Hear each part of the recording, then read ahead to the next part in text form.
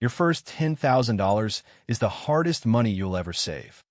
Not because it's the most money you'll ever have, but because it's the hardest money your brain will ever allow you to keep. It isn't because you don't make enough money. It isn't because you're bad at saving. It's because your brain is secretly working against you, and almost nobody realizes it. By the end of this video, you'll understand the invisible psychological barrier keeping millions of people broke, and how wealthy people quietly break through it. Stay until the end, because the biggest mistake people make isn't spending too much money. It's what they do after they finally save their first few $1,000s. That one mistake silently destroys years of financial progress. But once you understand the hidden system behind it, saving money becomes dramatically easier. Picture yourself staring at your phone screen, watching a bank balance that hasn't moved in months. Maybe it's $742. Maybe it's $2,100. Either way, it feels like climbing Mount Everest in flip-flops. You're working harder than ever, yet your first $10,000 still feels impossible. Most people quit here. They assume they have a salary problem. But the truth is far more surprising. You're fighting your own biology. Your brain is running ancient software designed to keep you alive, not to build wealth. And right now, that software is quietly sabotaging your future. This is what experts call the silent period of wealth building. During your first few $1,000s, your money does almost nothing. If $1,000 grows by 10%, you've only earned $100. It doesn't change your life. At this stage, you're doing 100% of the work. Your brain interprets this slow progress as failure. Behavioral economists call it temporal discounting. Your brain would rather enjoy a $50 dinner tonight than receive thousands of dollars years later. Saving feels painful because your future still feels invisible. But here's what wealthy people understand. Your first $10,000 isn't a reward. It's a foundation.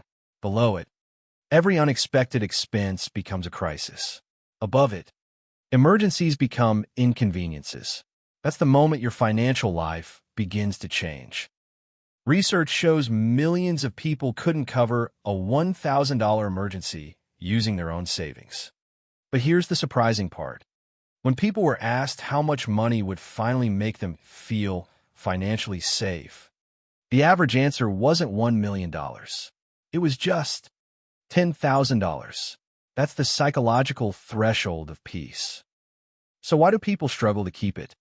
Because once your savings begin to grow, lifestyle creep quietly appears. Suddenly, your old phone feels outdated. Your apartment feels too small. Your brain mistakes more money for permission to spend more money. Then comes something psychologists call the reward reflex. After months of discipline, your brain believes you've earned a prize. One expensive purchase suddenly feels justified. Unfortunately, that's exactly when your financial foundation is still too fragile to survive the hit. Reaching your first $10,000 isn't about having stronger willpower. It's about designing better systems. Keep your emergency savings somewhere separate from your everyday spending account. The harder it is to access, the less likely you'll waste it impulsively. Behavioral economists call this adding friction. A 2-day transfer delay forces your emotions to cool down before you spend. That tiny inconvenience prevents more financial mistakes than motivation ever could. Sometimes, making money harder to reach is exactly what protects it. But here's where the story changes. Everything you've heard so far explains why reaching $10,000 is so difficult. What happens after you reach it changes everything, because once you cross that line, money finally starts working for you instead of against you. In the next section, you'll discover why $10,000 becomes your financial turning point, how compounding finally begins to work in your favor, and the simple systems wealthy people use to keep building wealth instead of starting over. This is where many people become what I call financial dippers. They save a little, then pull money back out. Save again, then spend it again. They're not failing because they're irresponsible. They're failing because they're only budgeting for bills, not for life itself. The solution isn't simply saving more. It's creating sinking funds, separate money for car repairs, birthdays, holidays, medical bills, and every predictable expense life throws at you. When these categories are funded, emergencies stop feeling like emergencies. Once your first $10,000 is protected, something incredible begins to happen. For the first time, your money starts helping you build more money. Invested wisely, it quietly earns while you sleep. You're no longer building wealth alone. That's why going from $10,000 to $20,000 is much easier than going from 0 to 10,000. Compounding finally enters the story. Your money begins multiplying itself.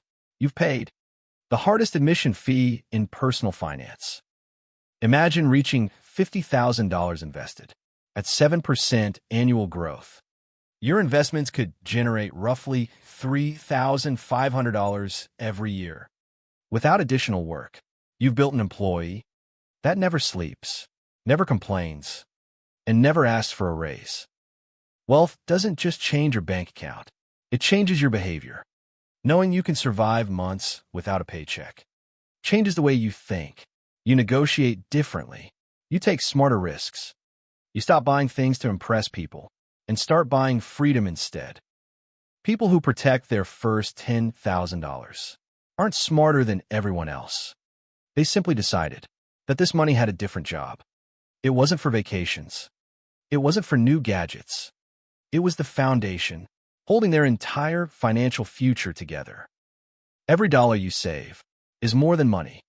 It's a vote for the person you want to become. Financial freedom isn't built in one giant decision. It's built one small decision at a time, repeated consistently for years. Your future wealthy self is waiting on the other side of this boring, frustrating journey. Automate your savings. Ignore the daily balance. Trust the system instead of your emotions. Wealth grows quietly, while impatience grows loudly. Learn to ignore the noise. Your first $10,000 isn't just money. It's proof that you've defeated the hardest stage of wealth building. From there, every dollar becomes another worker, helping build your future. The question is, will you let your future self thank you, or keep forcing them to start over? If this documentary changed the way you think about money, imagine what the next one will do.